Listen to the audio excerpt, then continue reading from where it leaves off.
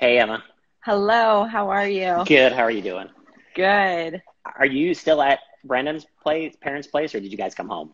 We were home for the day. We recorded our Sunday services today, and now we're Okay. back, Okay. back at his parents' place. Yeah, you're Okay. gonna That's see him fun. run across right now. He was helping get some lighting Okay. sorted. Hey, Brandon. I'm wearing little Theo's hat. It's perfect fit. I'm going to tune into the conversation downstairs. Okay. Cool. Sounds Yeah. good. Yeah. Hey, So we Emma. were on the road today, but Okay. Cool. we're back. Yeah. Thanks for doing this. It's going to be fun. Oh, yeah, it's Um, been great. I know as people are jumping on, I was thinking today. I was talking to the staff that this Sunday is the eighth week of our like online experiences. Yes. And you were actually like the second last person to preach live at our church because you finished up the relationship Right. series. Yes. And I was actually in Florida the Yeah. week before, which is crazy to think That's about. So, wild. and we were at Yeah. Disney. I was at Disney with Paris. Yeah. It So, honestly switched so fast. I yeah, feel like it just all of a sudden, boom, I know. online. It was Yeah. the too when we went through customs at that time. I didn't think anything of it at the time, but the only question they asked us, because we actually had just got our Nexus cards, so we got through the borders Right. really fast. But the only question they asked us, have you been to China? Hmm. I was like, oh yeah, I heard about the virus, and I wasn't thinking Yeah. anything, but that was their question at that Yeah. time. So, and that was 10 weeks ago now. So, Yeah. and now Yeah. the world is totally changed. In a really short amount. 10 weeks is not a long time for the world to totally have shifted. Yeah, for Yeah. sure. Anyway, Crazy. for those of us that are on the City Church feed, you remember Emma, like I mentioned, she preached at our church 10 weeks ago now. She finished up our Real Relationship series. She did a great job. And she is she pastors with her husband at Slate Church and her brother and her sister-in-law. They do a Yeah. great job, and we are friends with all of them. And we're just super excited to have Emma with us tonight to do this mental health conversation. So, Yeah. and then you can Yeah. greet the Slate people, Emma. Yes. On the flip side, if you're tuning in from the Slate account, glad that you're joining us here. I'm excited to be talking tonight. Yeah, with Pastor Brent, who's above me. Um, and him and his wife Nicole pastor at the City Church, and we just love them so much and just everything that they're building and doing there. So when he asked if we could have this conversation, I was like, yes, and let's get our church involved in this too. So it's Yeah, gonna be good. it's going to be Yeah. fun. Before we jump into our topic, I wanted to let some more people jump on. I just have a couple Hmm. questions for you. My friend, do you remember Brad who was at the Arc one Hmm. day? Yep. Went with the guys and I to the basketball game. So anyway, he just right before quarantine, he released this brand new app that we've actually been using for our groups and stuff like that. It's called Q Nexion, just Cool. Q and then Nexion, and it is basically just an app to engage in conversation with people. So we've been using it in our groups and stuff. So it's been awesome. So I just have a couple questions for you before we get Yeah. started. Yeah. So just like life questions, you can Sure. answer first and then I'll answer second. So Yeah. Yeah. what are two things that you're not good at? I know you're good at a lot of Oh, things because you do a lot of things, but what are two things that you're actually not good at? yes. Well, my husband would probably say this one first and foremost. So I don't know. The jury's out on this, but I'm not very good at directions. Okay. Just in general, I feel like I can read a map okay, but just being like, which way should I turn to try to get myself out of a neighborhood or something? I'm not. Right. I'm gonna choose the wrong way pretty much nine times out of 10. So All right. So you're yeah, directionally directions, challenged. But other than that, directionally challenged. Um, Not good. I mean, I feel like this should be such a quick answer. I'm not very good at team sports. I don't know. I okay. think unless everybody's as competitive on the team as I am, I can get a little frustrated and I sap the Right. fun right Yes, out of it. I know this feeling. I Yeah. am very competitive as well. I would say Yeah. a couple of things I'm not good at, and I know my wife who's watching at home will agree. I'm not good at empathy. I'm not necessarily Ah, good at that's understanding. deep. That's a deep one. Yeah. Yeah, I'm not good at understanding people's emotions and what's happening in the moment. And Yeah. people will help me with that afterwards. And then Yeah. also, I'm not good at artistic things. Yeah. Like Neither am my I. yeah, my daughter Paris, like super artistic in every way, musical and draw and paint and everything, but she gets that all from Nicole. So Yeah. yeah, No, empathy. my brother got that in our family Okay. and left me with none, zero. Uh, He took it all. I like to think I have a good eye for it, but I Right. don't. I think not in comparison to him. So one more question before we jump in. Yeah. How much trouble did you get in while you were in school? I was not a troublemaker in school. It just wasn't. At all? Nothing? Not at all. I think I was sent to the hall one time and it like broke me for life. So no, I was not a troublemaker. Probably, if anything, too much talking with other my peers. Yeah. Sure. Yeah. How about you? I had like a short season in high school. I don't know what the deal was, but I was like really mouthy to my teachers. and then one day, and this is not good advice for anybody to follow, I actually spit like a small spit wad of paper through a pen, and it hit my teacher in the cheek while he was teaching. I'm sure that went over well. Yeah, no, it wasn't good. And then I got kicked out of class, and it was the only time I got sent to the principal's office. So I think I learned my lesson after that. So yeah.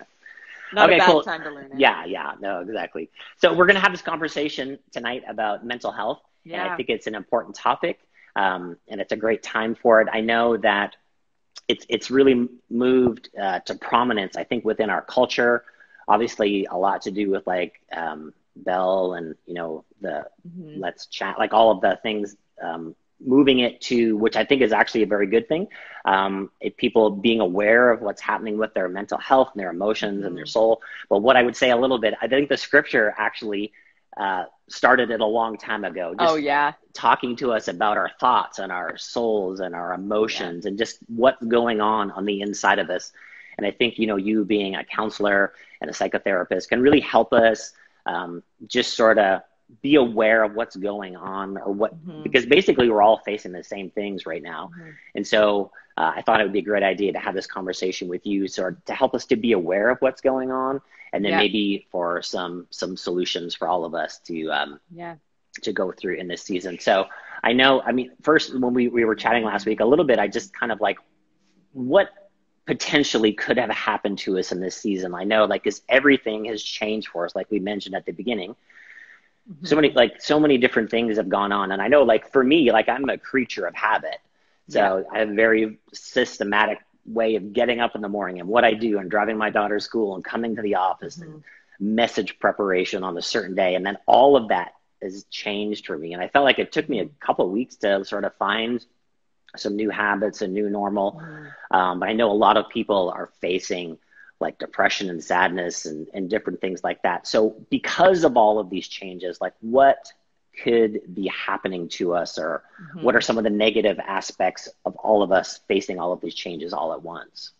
Yeah, I mean, for sure, we're all facing something that's so new and so different. Like, no matter how drastically life has changed for you, it's changed for you no matter what. Like, for every single person listening. So I think that it's important that we recognize that for every one of us, things can look a little bit different, that there's not a recipe of how things should look or what things should look like. I think you hit on something there that as humans, we start to adapt to whatever situation we find ourselves in, but it doesn't mean that our feelings necessarily adapt with it. We start to create new routines. We start to create new habits, but some of those habits are not healthy. Some of those habits are not things we want to be creating.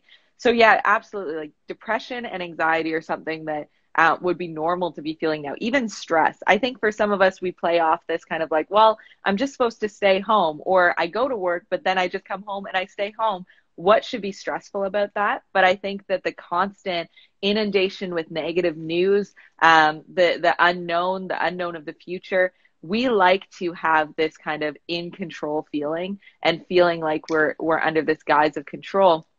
And I think this has really shown us that we don't have that control, and that can be really concerning for people, and it can be really frustrating for people. You might be navigating disappointment right now, like on a huge level of just what you thought things would look like at this point in time in this year that was planned ahead. So all of those different struggles can definitely be coming up at any point in this, and probably peaking and having a height of that as well now. So yeah, a lot of those feelings are coming up. So what though could be like the impact for us, like that, like I said, maybe we're just not aware of. Like, I saw a stat on news the other day. It's like 44% of people are saying they're feeling anxious. And then like 30% of people are feeling bored. So just, which would be just just different because our lives were so busy before. Now, like you said, we Yeah. are home. But what could be like, what's just like the negative impact or like the stress you just mentioned? Like what could be happening to us that we might not actually be aware of? And what would be the outworking of that, like in our relationships? Yeah, I mean, it affects our relationships, it affects our choices, our habits, all of these types of things, just our lifestyle in general. So sometimes we can have things happening and behaviors happening on the outside, and we're just unaware of what that's tied to on the inside. Sometimes when we're feeling anxious and we're feeling afraid or we're feeling stressed, that can come out as anger. And all of a sudden, we're short with our kids, we're short with our spouse, we're frustrated with situations that normally wouldn't bother us as much. That's likely a sign that there's something else going on that you're not noticing and not aware of. I mean, even with boredom, it can affect our habits. I mean, alcoholism is on the rise. Pornography viewing is on the rise.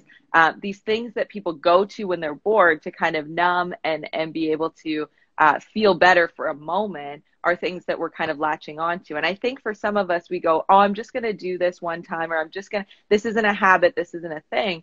But the more we actually make that as a part of our life, and the more we use those negative things as stress relievers, the more dependent we're going to be on them, even as we come out of seasons like this, because it's just been our go-to. We've kind of negated the hard work of navigating through these feelings and to cope with them in a positive way. And we've just kind of taken the cheap, let's feel better right now for this exact moment. And we feel like that won't have long-term effects, but it will. It does on our So we kind of relationship. think that immediate whatever will help us to relieve the stress. It wouldn't have been something that we would have done before, right? Yeah. So it's just kind of being aware of, and too, like you were saying, all these things like I heard like domestic violence is also on the rise. Yeah. So It's like wild. relationships are harder for everybody right now. So Yeah. because I mean, we love our family, we want to be with our family, but we're with them 24/7. And unless you have, like, I know Nicole and I would, like, at the beginning of our marriage, we worked together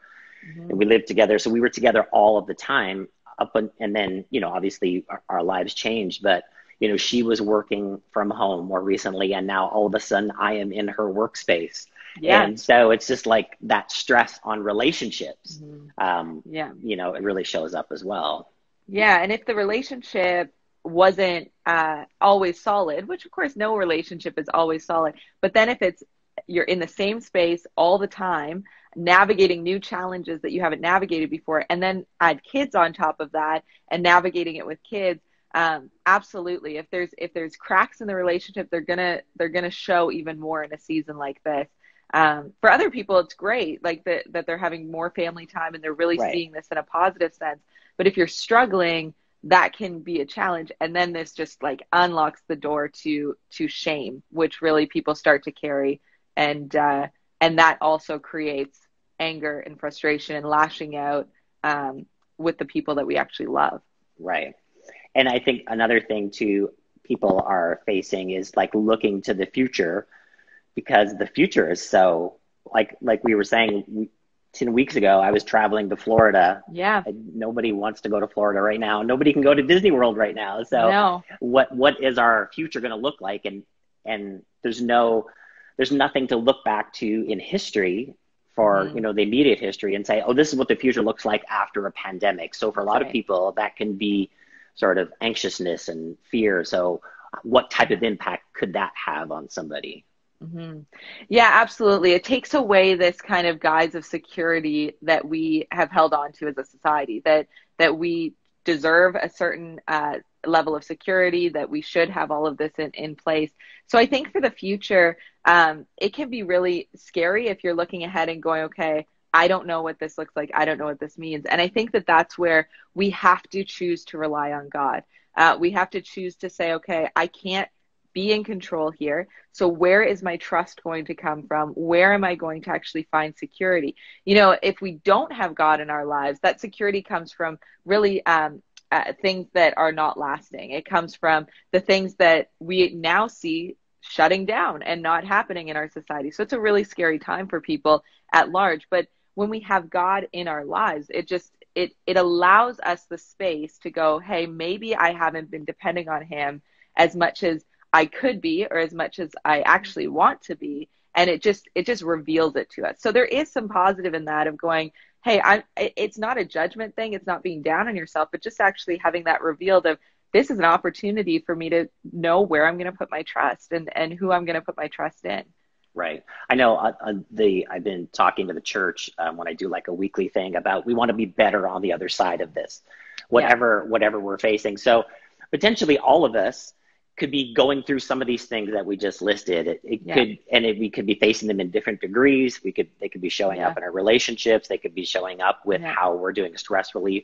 So let's talk a little bit about how we can solve some of these things. So you've diagnosed the problem really well. So how can we solve some of these things? I know when we had our discussion last week about going forward, you talked, and I love this word that you said, you want to take like a holistic approach. And I'm sure you do that same thing when you are counseling with somebody. Yeah. And I think if I got these 4 things right, you said sort of spiritual, mental, emotional, and physical.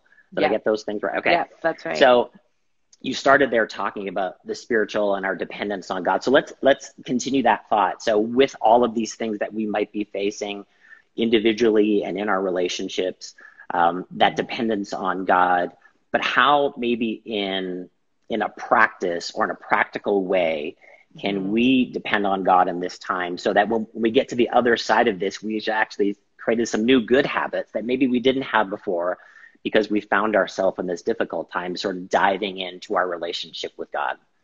Yeah.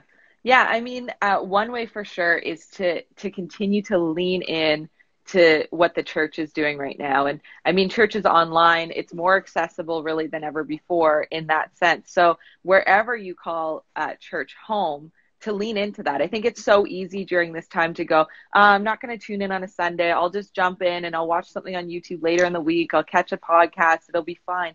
But there's something about actually still intentionally being in community with other believers, even joining a call like this. Like, that is a great practice to say, hey, I'm still going to choose to be involved in the conversation with other believers on Sundays, leaning into worship, and just being present there. That's a choice that we can make. And then, of course, there's these spiritual practices and these spiritual disciplines that, again, can be so easy to just go, I'll do that later, when really it needs to be our first priority. Even if we feel like on a certain day we're not getting something from it, or it's not really benefiting us, keeping that practice and keeping in pursuit of that is going to help. Like reading scripture. The Bible app is so easy to download, and there's so many different even devotional plans there that talk to fear, that talk to anxiety, that talk to stress and things like that, your marriage, all of these different areas. So it's partnering, both growing in that, but also directly with your faith. Prayer, just these kind of things that we talk about so often, but maybe we underestimate the power of when we're in a situation like this. Well, I know I feel that on a Sunday morning, and I know you guys are using the same platform as us. Yeah. Because the first couple of weeks we were putting up services. And when we started to use this platform, when we could engage with people, I loved it.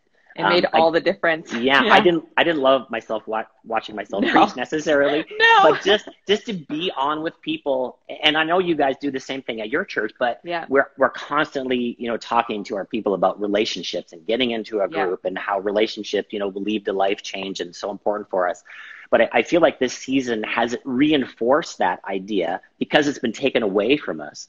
And like you said, to lean into community right now is so important. Like just getting on, I know like I'm doing like a daily meeting with our church staff, and just so important just to connect with people. Like you said, a conversation like this, and to be, intentional relationally. I know Nicole and I, like the first couple of weeks, we're in the house together because we have to be, but we were like, hey, we need to actually make sure that we're doing relational time with the girls, like whether it's a game or watch a movie together, because you can just be in the house together, but not actually lean into relationships and embrace the moment right now and sort of have fun with it as much as possible.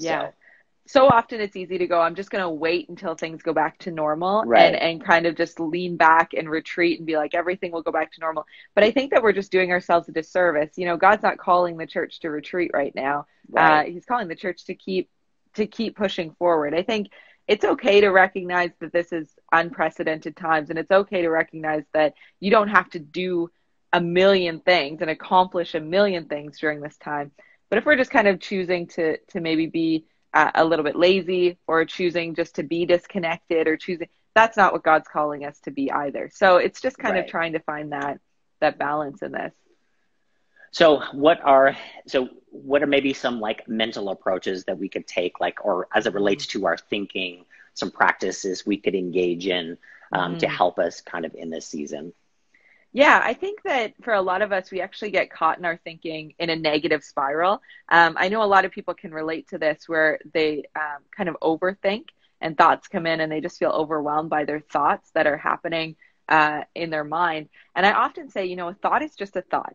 Right. Sometimes we get so upset with the thoughts that come into our head, or so disturbed by a thought that comes into our head, or whatever that looks like. But a thought is just a thought, and we get to choose what we do with it, whether we're going to like ride that train of thought out of the station, or we're going to say, okay, I acknowledge that thought, but I'm not going to dwell on it, and I'm not going to focus on it. And, the more that we are putting things into our mind that are helpful and are good and are noble and are pure, these are things that are talked about in Philippians. It's going, what am I intentionally going to choose to think about during this time? What am I putting in?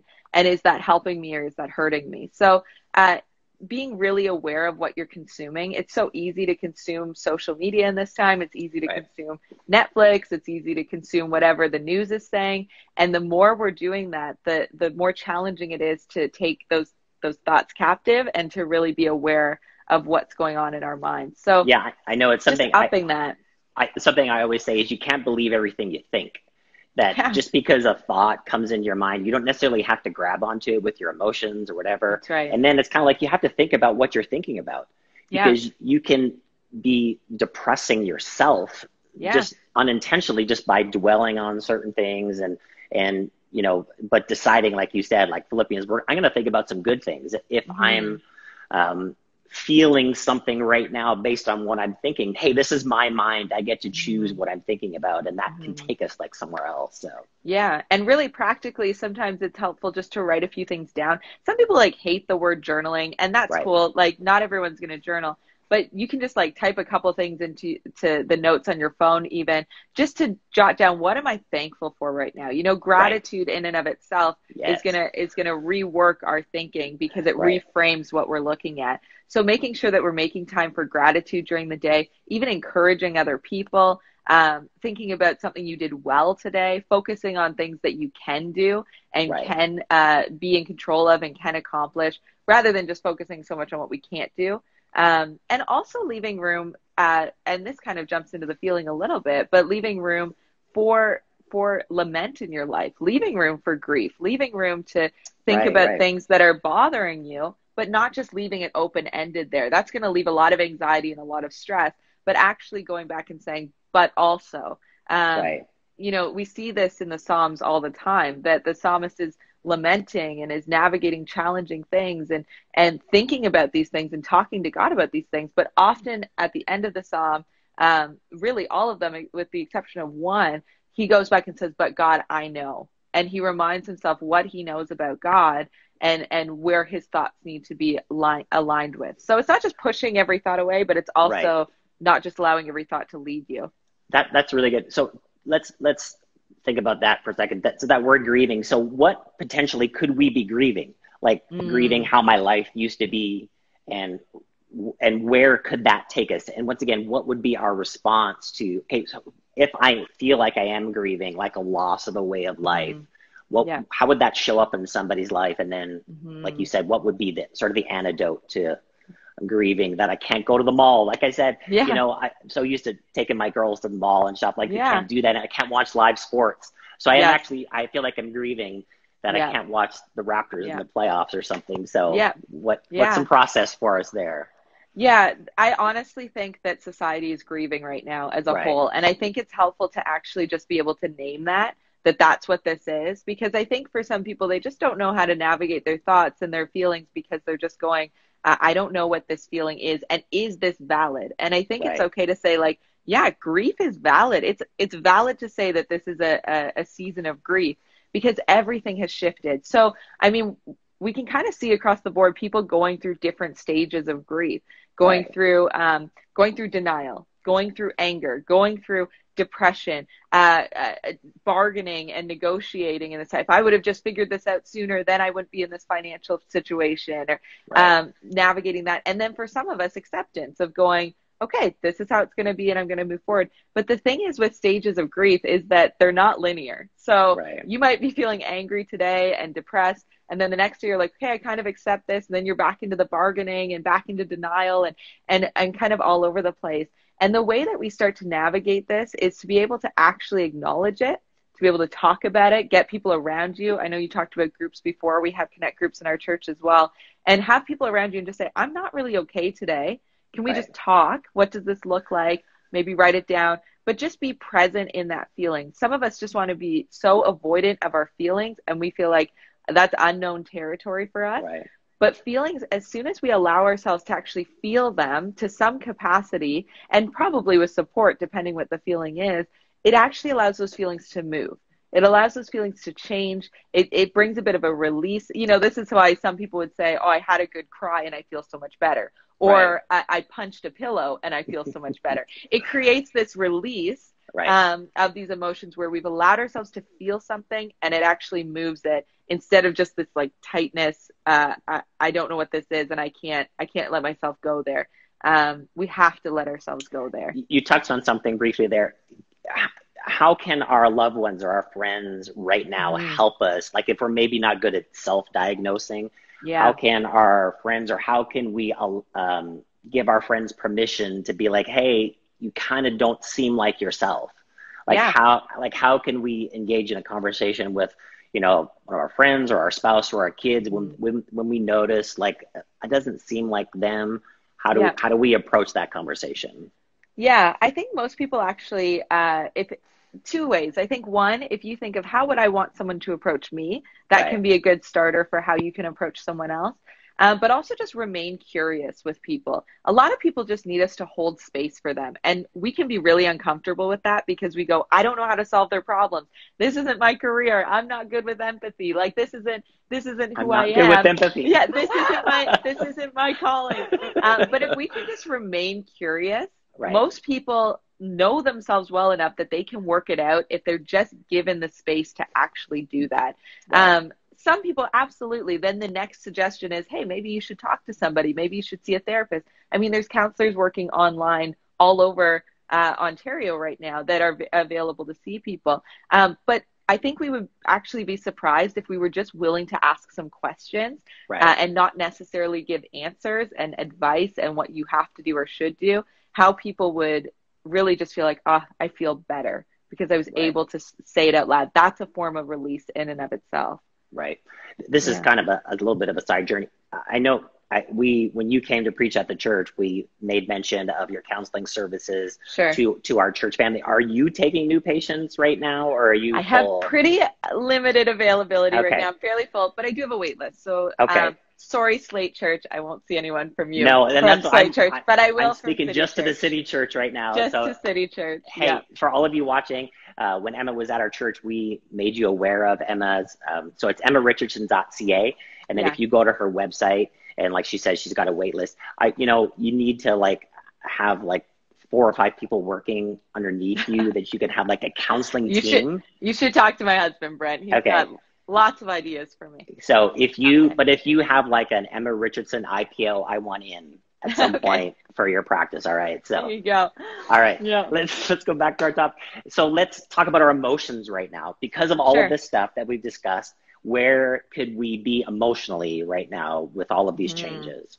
Yeah, I mean, we can be feeling really across the spectrum, and it's okay to be feeling across the spectrum. And for many of us, we're feeling all of those different things depending on the day, the morning, the minute, those sorts of things, and even our situation. So I think it's just okay to have those feelings, but just navigating and watching them. If all of a sudden our feelings are leading to actions that aren't helpful for us, like difficulty getting out of bed, not wanting to go outside, just being really lethargic, or being, really short with our kids, or these sorts of things, then we might need to reassess this kind of ability to feel and how we're thinking and bringing people into that. But it's okay if you're sad in a moment, or you're happy, or what that looks like.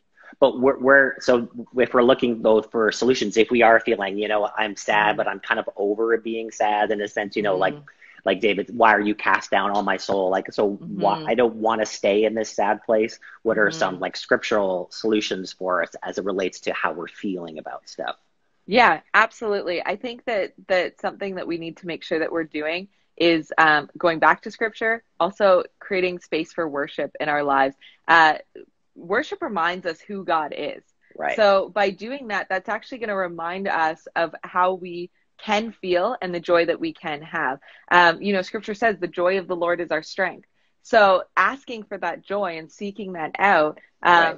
We can actually receive that from the Holy Spirit. We can receive these things from the Holy Spirit and feel these things that maybe we wouldn't necessarily feel looking at our current circumstances. So, right. So just being able to see that and navigate that. And some of this is trial and error, Brent. That's the thing with individuals, is that there's not a one-step solution for everybody. Right. And that's the hard thing. So if you're going, I'm just feeling down and I don't want to be feeling down anymore, try something that might make you feel better, right? Try something. Right. And if it doesn't work, that's okay. Try something else and see how that works for you, and see if that helps you to feel better. But we need to be able to reflect and actually notice, oh, something has shifted here. What was that? What made the difference for me? Was I just hungry? Was I just tired? Was I just, listening to something that was bothering me? The more self-aware we can become, the better off we're going to be for being able to help ourselves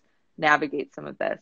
So if we're looking both for solutions, if we are feeling, I'm sad, but I'm kind of over being sad in a sense, like David, why are you cast down on my soul? Like, so why I don't want to stay in this sad place. What are some like scriptural solutions for us as it relates to how we're feeling about stuff?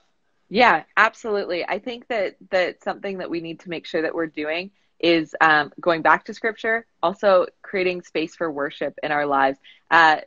Worship reminds us who God is. Right. So by doing that, that's actually going to remind us of how we can feel and the joy that we can have. Scripture says the joy of the Lord is our strength. So asking for that joy and seeking that out, we can actually receive that from the Holy Spirit. We can receive these things from the Holy Spirit and feel these things that maybe we wouldn't necessarily feel looking at our current circumstances. So, So just being able to see that and navigate that. And some of this is trial and error, Brent. That's the thing with individuals, is that there's not a one-step solution for everybody. Right. And that's the hard thing. So if you're going, I'm just feeling down and I don't want to be feeling down anymore, try something that might make you feel better, right? Try something. Right. And if it doesn't work, that's okay. Try something else and see how that works for you. And see if that helps you to feel better. But we need to be able to reflect and actually notice, oh, something has shifted here. What was that? What made the difference for me? Was I just hungry? Was I just tired? Was I just, listening to something that was bothering me? The more self-aware we can become, the better off we're going to be for being able to help ourselves navigate some of this. Yeah, our worship leader just commented about worship, how important worship, I would say, is in this time. It's such an effect on our emotions. And I think from the super practical side, and I would say this is important for parents, that parents have to create moments of happiness for their kids. Yes. I feel like just times of being silly, like I'm generally jokey in my house, but I'm trying to like go above and beyond right now just so we can have laughter. I know we went for like a drive the other day with our kids and we were just like singing and laughing and stuff like that. I think that is such a great thing right now, just because so many things have been imposed upon us. Just to break out in happiness, I think, is such an important effect on our emotions. So to create space for it. Yeah. Okay, so last thing, physically, making good choices physically right now, and maybe engaging in some exercise or doing things that could help us, with our mental, spiritual health in this moment. Like maybe something physical beyond walking to the kitchen. Yes, exactly. And like opening the fridge. Right. Working under a biceps on the refrigerator door. Yeah. Like beyond those things, what are some like physical things that we can do that will help us in this season? Yeah, I think just getting outside to some extent is really important. some of us can feel this pressure of I have to, recreate a whole gym workout, or I have to do all of these things. And listen, let's not limit ourselves. Let's challenge ourselves in our physical activity. But sometimes we put such a box around it and then decide that that's not for us, that we actually miss out on the physical, and we find ourselves, just, opening the fridge or putting food to our mouth and calling that physical activity. So if even just a 10-minute walk, let's not downplay that. Like, that's actually a really beneficial thing. It's going to help our body, our nervous system. It's going to help all of these things to be able to relax. Being able to just go and sit outside for a little bit can help. Putting on music and dancing with your kids around the house, like, that is a way of getting this physical activity going. Maybe it is setting aside some time where you're able to get up at the same time every day and do a workout that's going to be the most beneficial. But I think the physical goes beyond even just the physical exercise and that sort of thing. I think it also is, what are we putting into our bodies? What do our basic needs look like? So am I going to bed at a certain time? Am I waking up at a certain time? Am I eating 3 meals a day? Am I eating healthy options? Or am I just eating junk all the time whenever I feel like it? Just because we're at home all the time is not just an open door to, okay, I should have ice cream, 7 nights a week in this giant mountain. I mean, I had to learn this the hard way for the first 2 weeks into COVID. But it's just going, okay, it's not vacation, so to speak. We still need to actually work and do the work to put in these physical habits that are going to benefit us. Our feelings and our thoughts often are related to our physical. The first thing I'll ask someone if they're feeling depressed or they're feeling anxious is, what time do you go to bed every night? What time do you wake up? Are you getting good sleep? What are you eating? What are you putting into your body? What's your physical activity looking like? These really basic questions to be able to find out, maybe you're just hungry. Maybe you're just eating too much sugar. Maybe you're tired and you're just thrown off in these different ways. So I think that the physical is an important thing to check really first out of anything else, and bring some of that into your life. Right. Somebody commented in the section there, and I think this would actually provide physical relief and comic relief, is someone said we should do a city church, and Slate could do like a virtual dance party. And I think that would be good, but it would also be hilarious to see. I know because I know my kids are watching. We have Just Dance video game.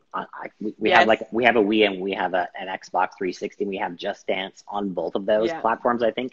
There is actually one time. Now my girls did dance lessons, so they're very good dancers. But one time I actually beat them at Just Dance. One time. Gosh. So I'm a little bit competitive, so I just want to remember that one time when I beat them. So. Just put that out there for a moment. Yeah, I think a dance party would be probably a good ab workout as well, from the laughter, if it was a collective Zoom dance call. Yeah, because we need something different to do on Zoom calls anyways. Yes. A dance party would be a good idea. The backgrounds are getting old. We need something new. All right, a couple more things for families here before we go. Like, let's talk about parents right now. With this brand new normal that my daughter just said fake news about me. About you winning. I know. That is 100% true. One time I beat them. Yes. Yeah. So anyway. I'd like to ask for proof, but I have a feeling it does not exist. So for parents with working from home and all of the new things that are happening being at home. And I know our kids director was just saying, having your kids at home and then trying to teach them, and then you having to work extra hours, and then just all of the stuff at home. Like, what is some help, like right now for parents? Like, they're struggling maybe with the screen time that their kids are like, what could you say to some parents right now to help them out? Yeah, I mean, for parents, like, I'm a mom myself. I have 3 young kids. Thankfully, they're not in school, so I'm not doing the homeschooling quite yet. But for parents, really, it's this new thing where usually we wear a lot of different hats as parents, but usually we get to put one on and then take it off and put a new one on when we're at work compared to when we're at home and that sort of thing. And now it's like everyone's walking around with 10 hats piled on their head, wearing them all at once, like in one place. So I think that for parents, it's important that you take the pressure off a little bit, first and foremost.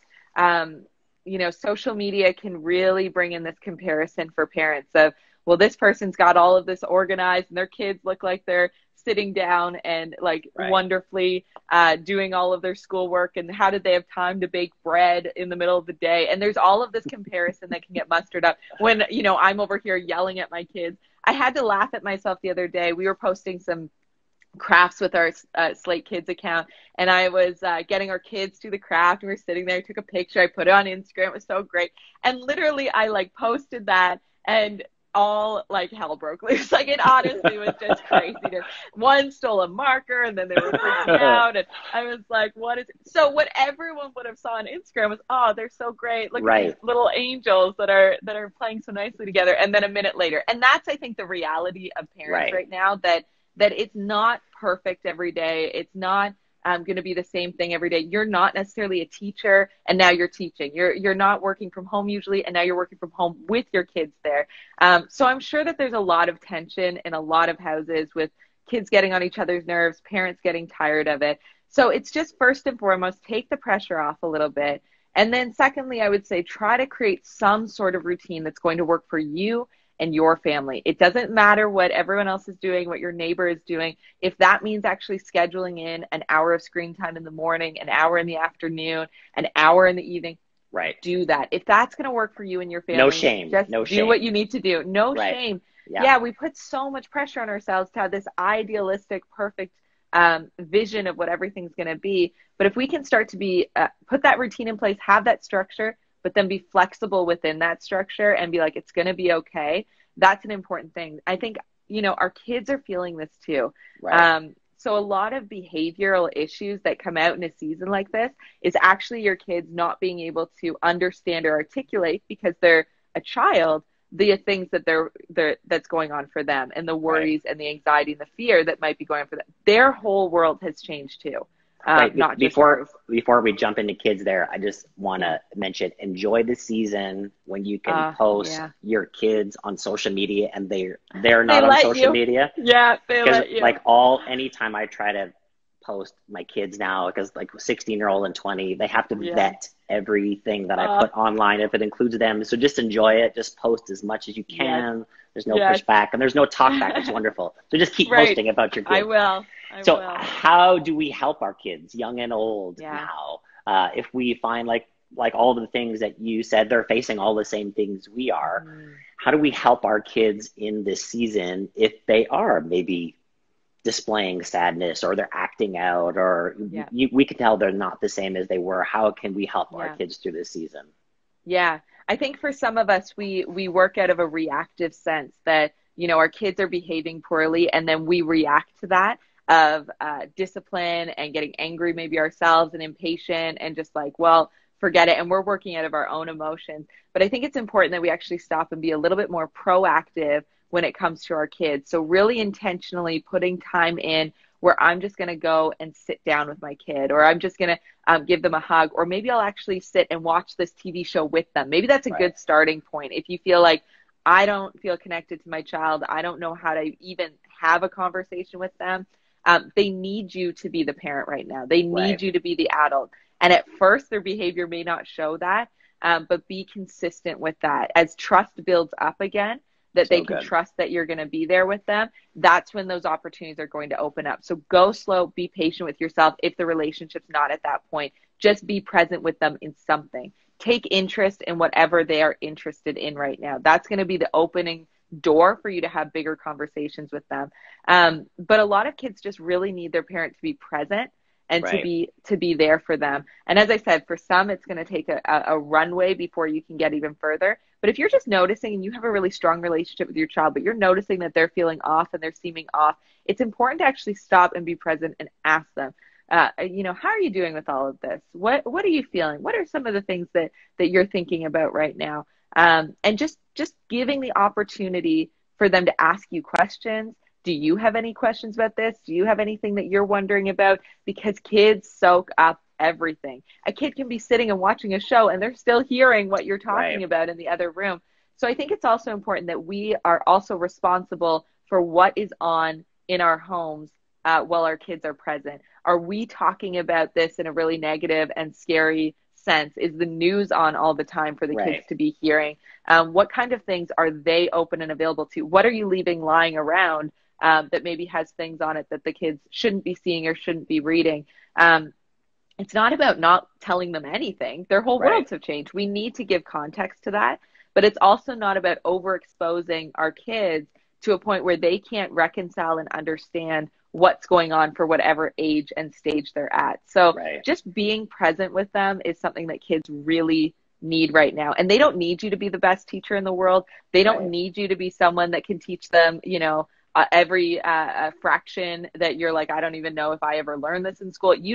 They don't need that from you. They need you to be present. They need you to love, laugh often, do something fun with them. That's what they're going to remember during this time.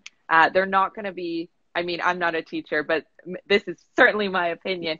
They're not going to be worse off for missing a couple months of school in the long run. But this is an opportunity where you could actually rebuild some relationships that maybe you've been wanting to do for a long time. Right. That's amazing. I know I feel like, with our kids, I know like when the premier talked this week about you going back, the stages of us returning, you know, I had two emotions in that moment. I was like, oh, I can't wait to go back. But then I was also, you know what, this has actually been fun. And it's been, I think, a great season for us that Nicole and I are sort of enjoying this moment. I think we're going to have a lot of great memories and of the quarantine and isolation, even though this has all been, a change for us. I feel like, and I was talking to the staff about this morning, just this idea of making memories. This is such a memory-filled time, and we can make them so enjoyable in our home. And I think it's just an opportunity and I think like something you said there that I think is important for all of the things that we talked about. You talked about being consistent for our kids. And I think that is also a solution for all of these things that, you know, you've taught us tonight, like in the spiritual side, the mental side, the emotional side, the physical side.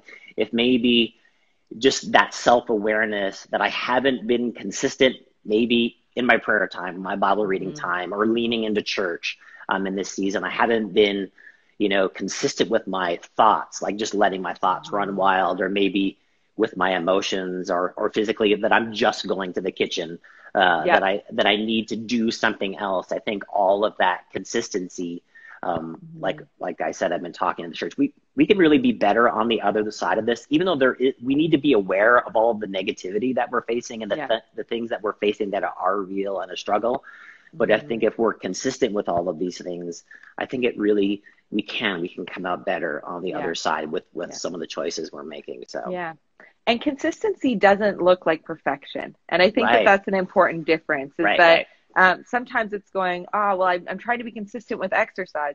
Well, doing it 4 times a week, 2 weeks in a row is consistent. That is consistency. But so often we're looking at the 6 days we didn't do it out of those 2 weeks and focused on our lack of perfection or imperfection.